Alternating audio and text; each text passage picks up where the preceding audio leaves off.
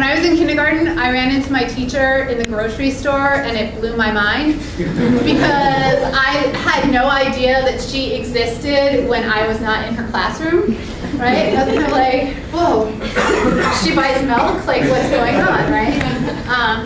So I think it is good to kind of keep in mind, though, that all of us, despite being the people that like show up regularly to torture you with lectures and homework, we have other things that we do in our lives that give us just as much pleasure as assigning homework, if not more. So I live here in Marina with my husband and our daughter, who's almost 2. And my cats show up also as examples in my class quite frequently, so you may have seen them before. And I like to enjoy the outdoors, run and hike, and play Ultimate Frisbee. So, you know, if anyone ever wants to get this CSIT Ultimate Frisbee intramural team going, every year I try, never takes off, but if anyone's interested, there are at least 2 faculty members that are willing to play, so let us know. I like to read and just kind of generally, you know, keep up with the exciting ideas and interesting things going on in the world. So that's what I do here and what I do when I'm not here. And then I always like to leave time for questions. So if people have questions about computer science, game development, information systems, classes, graduate school, cats, whatever. Happy to answer. Yeah. If you're going to do a game for your capstone, how do you scale it to be, I guess, attainable by the end of your capstone? Right, that's a really good question. So scaling or scoping for capstone is a problem for almost any capstone. There's a tendency to like bite off more than you can chew, and that especially with a game capstone. So what you want to do is think about, all right, so you're not going to do a full scale like deployment of the next big first-person shooter probably, unless you have a lot of time. So you want to think about things that make it easier to develop. So maybe it's more of a casual game, something that you're just going to do, like Angry Birds, the next great thing, right? Where it's meant to be picked up and put down, so you don't have to do a lot of cutscenes and things like that. Another thing to do is to make just a portion of a bigger game. So, you know, like a demo level of a game that you would see, or a game minus some features, maybe just the one-player version of a game that would be either multiplayer or online.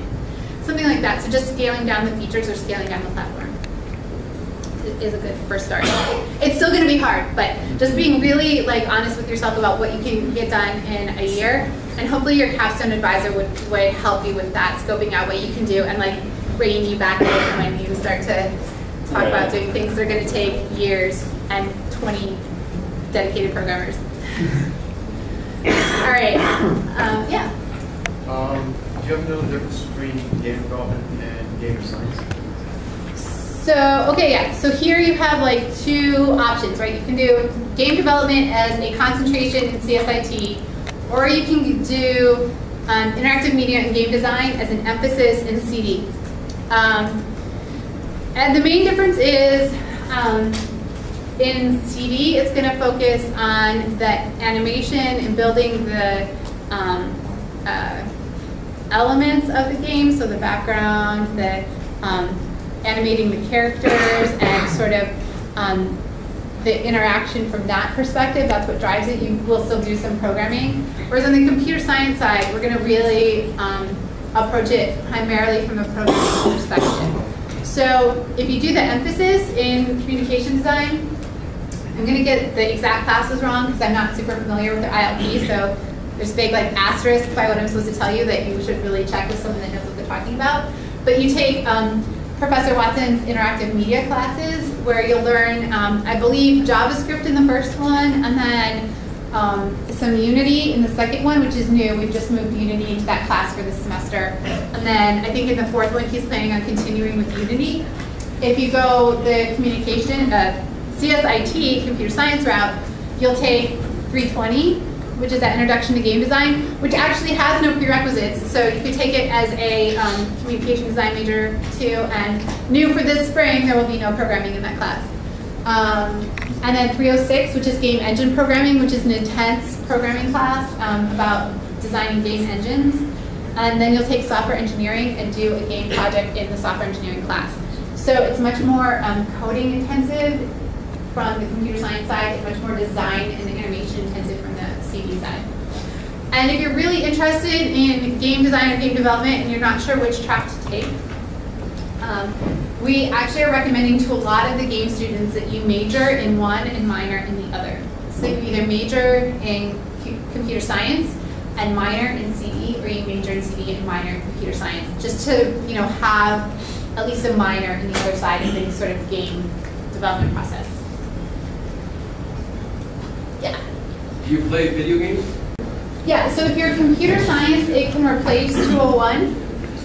For CD, you'll want to talk to your advisor and see what they recommend, because I think like if you're graphic design, they would still really prefer that you take 201 because you need those skills. For some of the other emphases, 205 might be sufficient.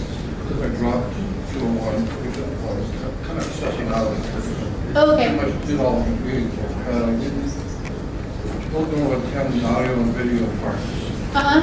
Do that. Yeah, we'll be dealing with audio and video. Yeah, we will.